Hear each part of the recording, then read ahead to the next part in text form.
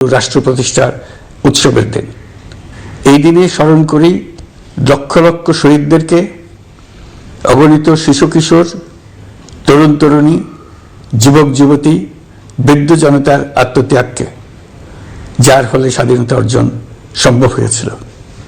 কিন্তু আমরা সেই অর্জনকে আমাদের দোষে সম্পূর্ণতা দিতে পারিনি। সর্বশেষ এবং প্রচণ্ডতম আঘাত হানল এক স্বৈরাচারী সরকার। সে প্রতিজ্ঞা করেই বসছিল এদেশের মঙ্গল হতে পারে এমন কিছুই সে অবশিষ্ট থাকতে দেবে না। এবছরের বিজয় দিবস বিশেষ কারণে মহা আনন্দের দিন। মাত্র 4 মাস আগে একটি অসম্ভব সম্ভব হয়ে গেল। দেশের সবাই মিলে একজোটে হুঙ্কার দিয়ে উঠল, পৃথিবীর ঘৃণ্যতম স্বৈরাচারী শাসককে পালিয়ে যেতে বাধ্য করে আমাদের প্রিয় দেশকে মুক্ত করেছে ছাত্র জনতার সম্মিলিত অভ্যুত্থান।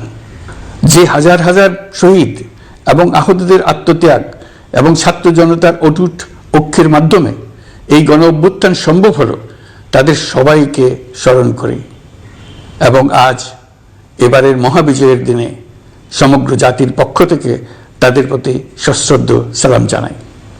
নাগরিক অধিকার ও মর্যাদা নিশ্চিতের জন্য, গণতন্ত্রের জন্য একটি বৈষম্যহীন দেশ গড়ার তাগিদে ছাত্র জনতা স্বৈরাচারীর রক্তচক্ষুকে উপেক্ষা করে রক্ত দিয়ে 4 মাস আগে নতুন বাংলাদেশ গড়ার জন্য যে ঐক্য গড়ে তুলেছিল, সে ঐক্য এখনো পাথরের মতো মজবুত আছে। মাত্র কয়েকদিন আগে জাতি আবার গর্জে উঠে সমগ্র পৃথিবীকে সে কথা জানিয়ে দিয়েছে। যখন পরাজিত শক্তি নড়ে চড়ে ওঠার চেষ্টা করছিল, সকল রাজনৈতিক দলের এবং সকল ধর্মের শীর্ষ ব্যক্তিদের এবং ছাত্রদের সমাবেশের মাধ্যমে এক কণ্ঠে সজোরে ঘোষণা দিয়েছিল, আমরা যে নিরেট ঐক্যের মাধ্যমে অভ্যুত্থান করেছি সে ঐক্য আরও জোরদার হয়েছে। 4 মাসের ব্যবধানে আমাদের ঐক্য কোথাও শিথিল হয়নি। নতুন বাংলাদেশ গড়ার সংকল্পে আমরা অটুট আছি।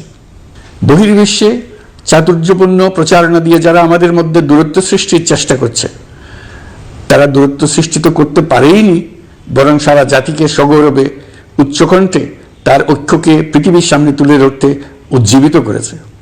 পরাজিত শক্তি তাদের পরাজয় কিছুতেই মেনে নিতে পারছে না। তারা প্রতিদিন দেশের ভেতরে এবং বাইরে থেকে জনতার অভ্যুত্থানকে ব্যক্ত করার জন্য বিপুল অর্থ ব্যয়ে নানা ভঙ্গিতে তাদের চেষ্টা চালিয়ে যাচ্ছে। পাচার করা হাজার হাজার কোটি টাকা তাদের আয়ত্তে রয়েছে। তাদের সুবিধাভোগীরা সর্বত্র ছড়িয়ে আছে।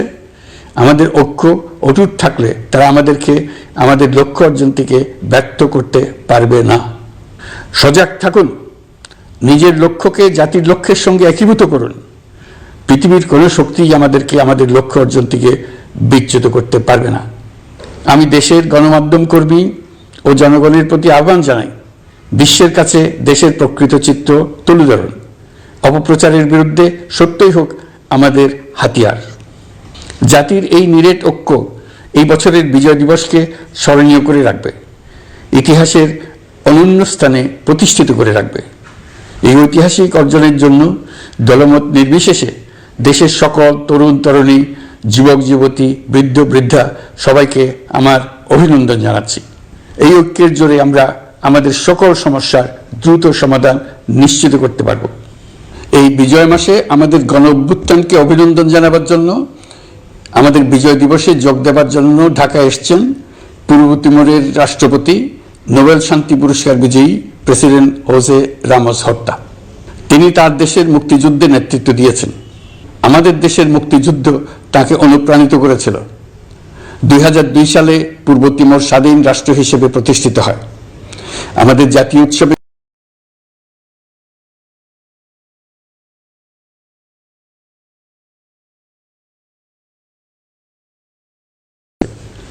এই প্রথমবারের মতো ইউরোপিয়ান ইউনিয়নের প্রায় সকল দেশের রাষ্ট্রদূতগণ একসঙ্গে ঢাকায় এসে সরকারের সঙ্গে বৈঠক করলেন।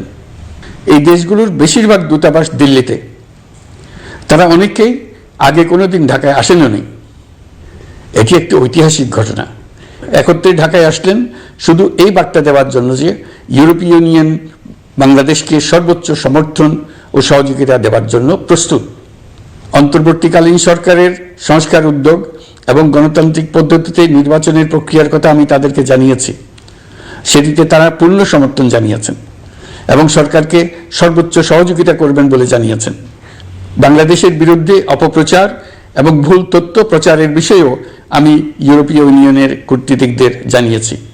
ইউরোপীয় দেশগুলোর মধ্যে যাদের ভিসা অফিস নয়াদিল্লিতে আছে তাদেরকে ঢাকা বা অন্য কোনো প্রতিবেশী দেশে ভিসা অফিস নিয়ে আসার জন্য আমি অনুরোধ করেছি। আমি বলেছি, ইউরোপীয় দেশগুলোর বিশ্ববিদ্যালয়ে ভর্তির জন্য অনেক বাংলাদেশি শিক্ষার্থীর ভিসা পেতে সমস্যা হয়। তারা যদি ভিসা সেন্টার ঢাকায় নিয়ে আসেন তাহলে আমাদের ছেলে মেয়েদের ভোগান্তি কমে যাবে। এছাড়া অর্থনৈতিক ও সামাজিক ক্ষেত্রে তাদের সহযোগিতার মাত্রা বাড়ানোর বিষয়ে আমি আলাপ করেছি। বিশ্বব্যাংক সহ অন্যান্য সকল দাতা প্রতিষ্ঠানসমূহের কাছে আমাদের অর্থনীতির ভবিষ্যৎ সম্বন্ধে আস্থা প্রতিষ্ঠিত করতে অন্তর্বর্তীকালীন সরকার সক্ষম হয়েছে। তারা নতুন উদ্যোগে এবং নতুন উৎসাহে আমাদের সঙ্গে নতুন আর্থিক সম্পর্ক গড়ে তুলতে এগিয়ে এসছে। অর্থনীতির সাফল্যের ব্যাপারে দেশে এবং বিদেশে আস্থার সৃষ্টি হয়েছে। অন্তর্বর্তী সরকার যখন দায়িত্ব গ্রহণ করে অর্থনীতি তখন ভেঙে পড়ার অবস্থায়। গত 4 মাসে এই অবস্থার বিরাট পরিবর্তন হয়েছে। ব্যাংকিং ব্যবস্থায় আস্থা এবং নিয়ম শৃঙ্খলা ফিরে আসছে। কোনো ব্যাংক বন্ধ করে দিতে হয়নি। ব্যাংক যত দুর্বলই হোক তাকে টিকিয়ে রাখার ব্যবস্থা করা হয়েছে। প্রথম দিকে আমানতকারীর টাকা উত্তোলনের ব্যাপারে বিধিনিষেধ আরোপ করা হয়েছিল, এখন সেটা তুলে দেওয়া হয়েছে। বাংলাদেশ ব্যাংক সকল ব্যাংককে আমানত ফেরত দেওয়ার জন্য নতুন টাকার সরবরাহ দিতে প্রস্তুত হয়েছে। আশা করি এতে ব্যাংকিং ব্যবস্থায় সকলের আস্থা ফিরে আসবে। প্রিয় দেশবাসী, আমাদের সরকারের শুরুতেই একটি কমিটি নিয়োগ করেছিলাম, শ্বেতপত্র প্রণয়ন কমিটি। এই কমিটির কাজ ছিল অভ্যুত্থানের পর অর্থনীতি কোন পরিস্থিতিতে যাত্রা শুরু করলো তার একটা দলিল রচনা করা। এতে কি পেলাম কি পেলাম না তার একটা চিত্র তুলে ধরার দায়িত্ব দেওয়া হয়েছিল এই কমিটিকে। ডক্টর দেবপ্রিয়ার সভাপতিত্বে গঠিত 12 সদস্যের শ্বেতপত্র প্রণয়ন কমিটি নির্ধারিত সময়ে এই কঠিন কাজ সম্পন্ন করে আমাদের কাছে 400 পৃষ্ঠার একটা বিস্তারিত রিপোর্ট পেশ করেছে। রিপোর্ট পড়ে দেশের মানুষ হতভম্ব হয়ে গেছে। দেশে বিদেশে অনেক প্রতিষ্ঠান ও ব্যক্তি গভীর আগ্রহ নিয়ে এই রিপোর্টটি সংগ্রহ করছে। দেশের মধ্যে পত্রপত্রিকা, সেমিনার, আলোচনা সভা, টেলিভিশনে এই নিয়ে প্রচুর আলোচনা হচ্ছে। ফ্যাসিবাদী সরকার দেশের অর্থনীতিকে ভেঙে দিয়ে গেছে এটা সবাই বুঝতে পারছিল, কিন্তু অর্থনীতিকে কি পরিমাণ ধ্বংসস্তূপে পরিণত করে দিয়ে গেছে তার পরিমাপ সম্বন্ধে কোনো ধারণা করতে পারছিল না। শ্বেতপত্র প্রণয়ন কমিটি হিসেব নিকেশ করে এর পরিমাণ বের করে দিয়েছে। এই রিপোর্ট পড়ে সকলে অবিশ্বাস্য চোখে একে অপরের দিকে তাকাচ্ছে, কারো মুখে কথা বেরোচ্ছে না। দিন দুপুরে সকলের সামনে থেকে হাজার হাজার কোটি টাকা ব্যাংক থেকে পাচার করে নিয়ে গেছে। কেউ বলার ছিল না, কেউ দেখার ছিল না। যারা নিয়ে গেছে তাদেরকে কেউ বাধা দেয়নি, বরং সর্বস্তরে সবাই আগ্রহ সহকারে তাদের সঙ্গে সহযোগিতা করেছে, কারণ তারা সব আপন লোক। বিশাল বিশাল প্রকল্প নেওয়া হয়েছে ঋণের টাকায়। এসব প্রকল্পের মোড়কে বিশাল বিশাল অর্থ লুটপাট করেছে। প্রকৃত ব্যয়ের চাইতে কত বেশি ব্যয় ধরে কাদের হাতে টাকাটা পাচার করে দেওয়া হয়েছে তাও এই প্রতিবেদনে তুলে ধরা হয়েছে। শ্বেতপত্র প্রণয়ন কমিটি তাদের প্রতিবেদনে তুলে ধরেছে যে বার্ষিক উন্নয়ন ব্যয়ের প্রায় অর্ধেক টাকায় লুটপাট হয়েছে। দেশে এমন ধরনের পোষ্যতোষী পুঁজিবাদ তৈরি করা হয়েছিল যার সুবিধাভোগী ছিল স্বৈরাচার ও তার সহযোগীরা। প্রতিবেদনে উল্লেখ করা হয়েছে যে নির্দিষ্ট কিছু গোষ্ঠীকে সুবিধা দিতে যে পরিমাণ কর ছাড় দেওয়া হয়েছে সেটা অর্ধেকে নামিয়ে আনা গেলে দেশের শিক্ষা বাজেট দ্বিগুণ, স্বাস্থ্য বাজেট 3 গুণ করা সম্ভব ছিল। পাচার করা এই টাকা আপনাদেরই টাকা। তারা প্রকাশ্যে আপনাদের কষ্টার্জিত টাকা লুট করে বিদেশে ভোগবিলাসে ব্যয় করছে। সম্প্রতি গার্ডিয়ান পত্রিকাতেও পাচার করা টাকায় গড়ে তোলা সম্পদের পাহাড় নিয়ে একটা সচিত্র প্রতিবেদন প্রকাশিত হয়েছে। পাচার করা এই সীমাহীন অর্থ এখন আবার দেশে গোলযোগ সৃষ্টি করে তারা এদেশে ফিরে আসার সুযোগ সৃষ্টির কাজে ব্যয় করছে। আপনারা দেখতেই পাচ্ছেন এই টাকা কিভাবে দেশের সংহতির বিরুদ্ধে সকল প্রকার অপপ্রচারের কাজে লাগানো হচ্ছে। প্রতি বছর অর্থনৈতিক প্রবৃদ্ধির যে হার দেখানো হয়েছে সেটাও মন গড়া। দেশকে এবং পৃথিবীকে বলা হচ্ছিল কি সুন্দর দেশ বাংলাদেশ, লাফিয়ে লাফিয়ে তার উন্নয়নে এগিয়ে চলছে। এখন বাংলাদেশ ব্যাংকের বড় কাজ হলো পাচার করা টাকা দেশে ফিরিয়ে আনা। তারা তাদের সর্বোচ্চ ক্ষমতা দিয়ে সেটা চেষ্টা করছে। কাজটা কঠিন, কারণ এই বিষয়ক আইন কঠিন। আমরা বাংলাদেশ ব্যাংকের সাহস ও সমর্থন দিয়ে যাচ্ছি। বারবার বলছি, অন্তর্বর্তী সরকারের আমলে আংশিক টাকা হলেও যেন ফেরত আনা যায়। প্রিয় দেশবাসী, অন্তর্বর্তীকালীন সরকার দায়িত্ব নেওয়ার পর বিভিন্ন খাতে সংস্কারের লক্ষ্যে গুম কমিশন সহ 15টি কমিশন গঠন করেছে। এসব কমিশন পূর্ণ উদ্যমে তাদের কাজ করে যাচ্ছে। গুম কমিশন গত পরশু তাদের প্রতিবেদনের প্রথম খণ্ড আনুষ্ঠানিকভাবে পেশ করে গেছেন। গুমের শিকার বহু পরিবারের নিরাপত্তার স্বার্থে এটা এখন প্রকাশ করা যাচ্ছে না। এই প্রতিবেদন পড়ার আগেই আপনাদেরকে সাবধান করে রাখি, এটা একটা লোমহর্ষক প্রতিবেদন। মানুষ মানুষের প্রতি কি পরিমাণ নৃশংস হতে পারে এতে আছে তার বিবরণ। অবিশ্বাস্য বর্ণনা। সরকারের আক্রোশের শিকার হয়ে ঘটনাচক্রে যারা এখনো বেঁচে আছেন তারা আজ পর্যন্ত মুখ খুলতে সাহস করছেন না। তাদের ভয় কিছুতেই কাটছে না।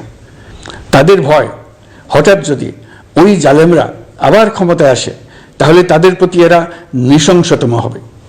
গত সরকারের ঘৃণ্যতম অধ্যায়ের ঐতিহাসিক দলিল হিসেবে এই প্রতিবেদন অমর হয়ে থাকবে।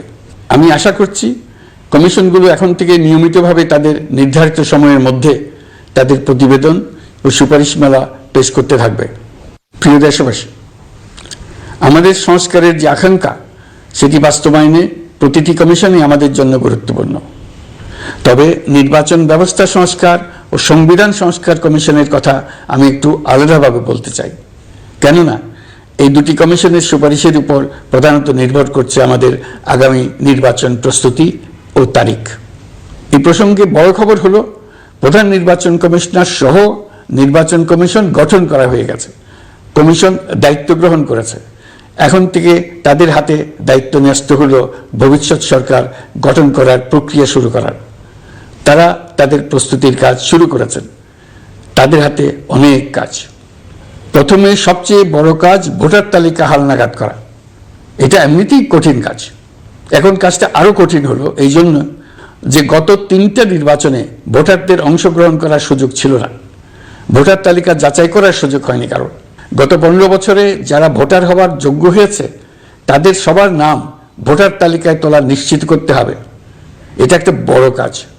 ছাত্র জনতার অভ্যুত্থানের পর এখানে গলদ রাখার কোনো সুযোগ নেই। দীর্ঘদিন পর এবার বহু তরুণ তরুণী জীবনে প্রথমবারের মতো ভোট দেবে।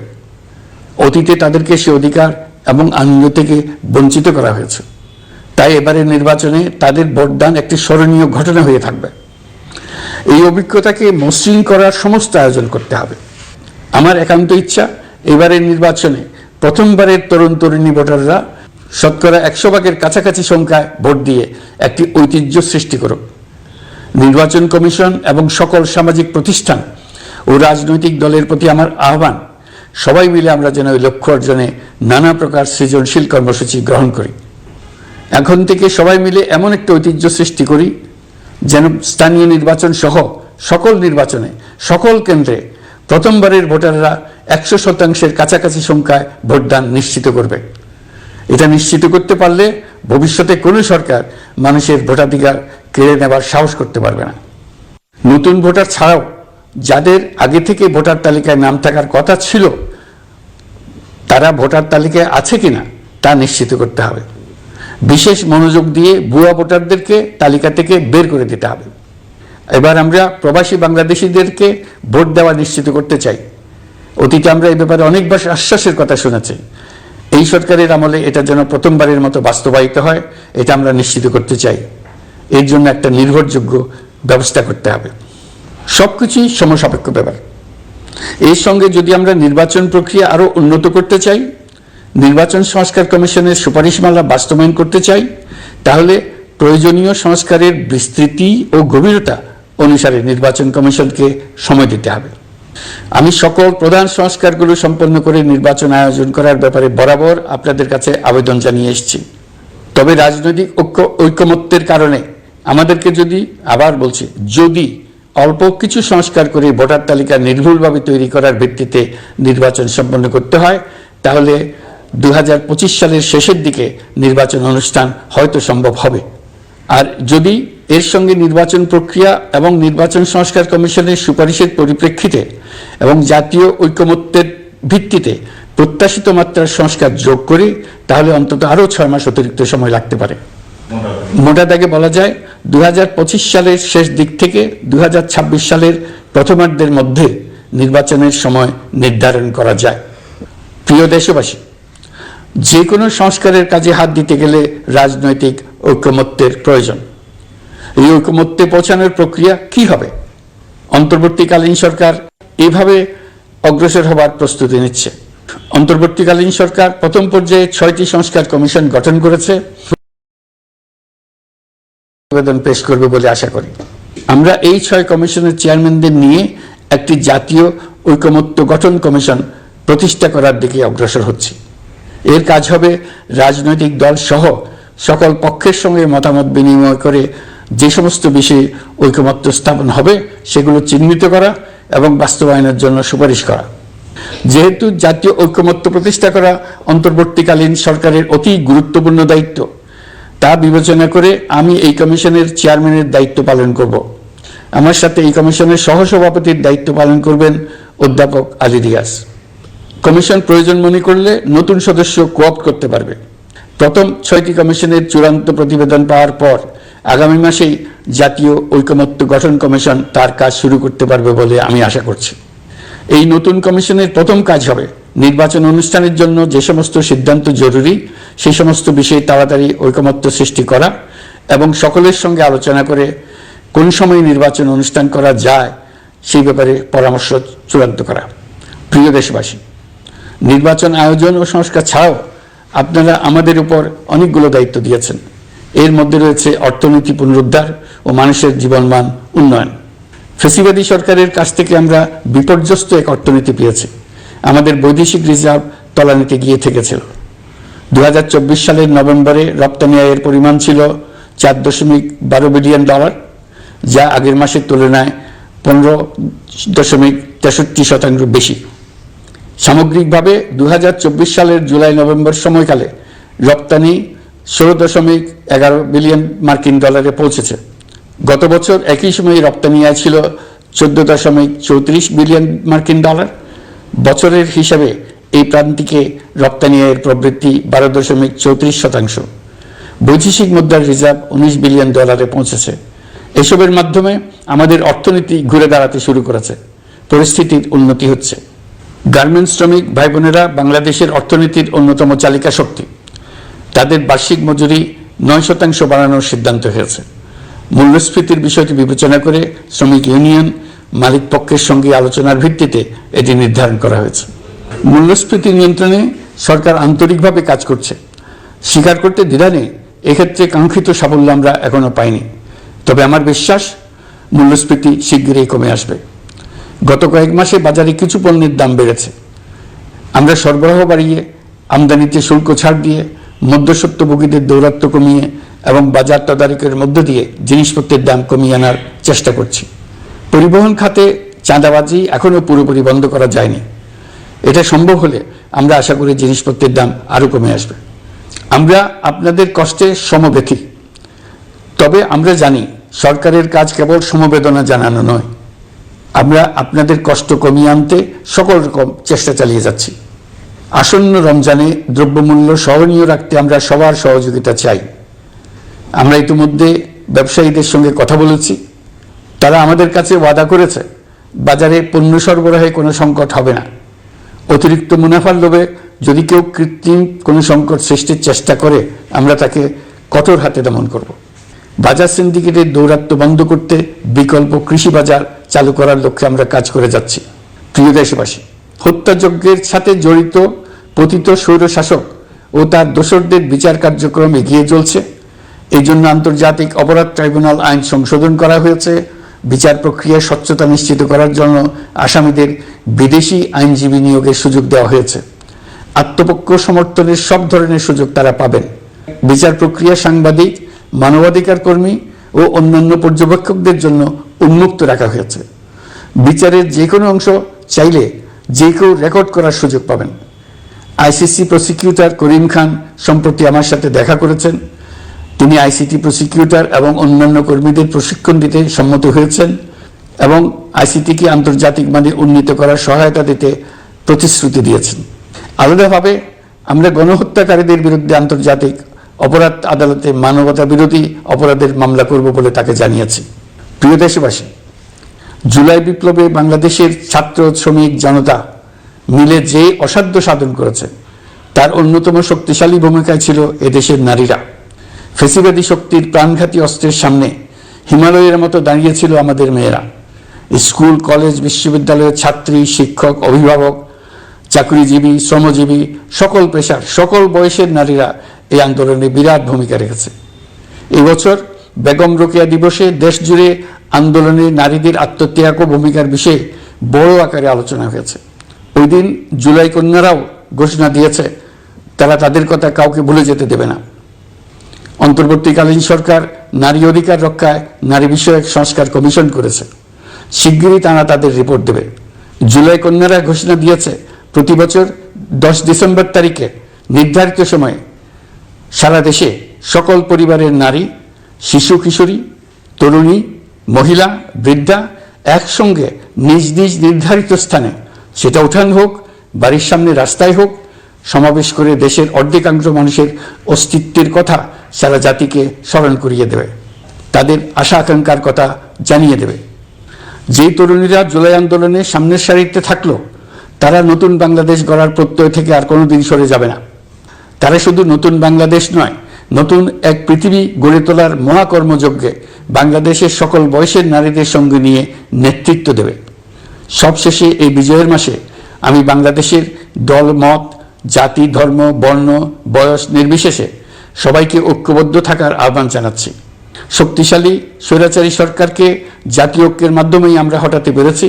তারা এখনো সর্বশক্তি দিয়ে জাতিকে বিভক্ত করার চেষ্টা চালিয়ে যাচ্ছে। সাম্প্রদায়িক রাজনীতির মাধ্যমে জাতীয় ঐক্যকে নস্যাৎ করতে চাচ্ছে, একের প্রতি অন্যের বিষ উগড়ে দিতে চাচ্ছে। তাদের এই হীন প্রচেষ্টাকে কোনোভাবেই সফল হতে দেবেন না। প্রিয় দেশবাসী, এটা আমাদের বিজয়ের মাস। 16 ডিসেম্বরে যুদ্ধ জয় করে পৃথিবীর বুকে বাঙালি জাতির একটা স্বাধীন রাষ্ট্র প্রতিষ্ঠার মাস, শত্রুকে চূড়ান্তভাবে পরাজিত করার মাস, নিজের শক্তিকে আবিষ্কার করার মাস। এই বিজয়ের মাসে আমরা সকল প্রস্তুতি নিয়ে দৃঢ় পদক্ষেপে নতুন বাংলাদেশ গড়ার যাত্রা শুরু করলাম। এই যাত্রা শুভ হোক, গন্তব্যে পৌঁছানো নিশ্চিত ও আনন্দদায়ক হোক। বিজয়ের মাস হোক নারী, পুরুষ, ধর্ম, বর্ণ, রাজনৈতিক পরিচয় নির্বিশেষে জাতির মহা ঐক্যের মাস। বিজয়ের মাস হোক ছাত্র জনতার অভ্যুত্থানকে স্মরণ করে নতুন বাংলাদেশ গড়ার শপথ দৃঢ়তার সঙ্গে পুনর্ব্যক্ত করার মাস। বিজয়ের মাস হোক নতুন বাংলাদেশ গড়ার লক্ষ্যে তরুণদের প্রচণ্ড দুঃসাহস প্রকাশের মাস। বিজয়ের মাস হোক নাগরিকদের পরস্পরের মধ্যকার সম্পর্ক স্থায়ীভাবে ভয়বিহীন থাকবে এমন এক সমাজ গড়ার মাস। সংখ্যালঘুদেরকে সংখ্যাগরিষ্ঠদের ভয়ে ভীত হতে হবে না, নারীকে পুরুষের ভয়ে ভীত হতে হবে না, বিত্তহীনকে বিত্তবানদের ভয়ে ভীত হতে হবে না, নিজের মত প্রকাশে কারো ভয়ে ভীত হতে হবে না। বিজয়ের মাস হোক অসম্ভবকে সম্ভব করার প্রতিজ্ঞা নেবার মাস। প্রিয় দেশবাসী, শিশু, কিশোর কিশোরী, তরুণ তরুণী, ছাত্রছাত্রী, বয়স্ক, বৃদ্ধ, পুরুষ, নারী, আসুন আমরা প্রাণ ভরে বিজয়ের মাস উদযাপন করি। সকলকে বিজয়ের মাসের শুভেচ্ছা জানাচ্ছি। এই বিজয়ের মাস জাতির জন্য এক নতুন দিগন্তের সৃষ্টি করুক। আপনাদের সবাইকে আবার আমার সালাম জানাচ্ছি। আসসালামু আলাইকুম। মহান আল্লাহ আমাদের সহায় হন। আল্লাহ হাফেজ।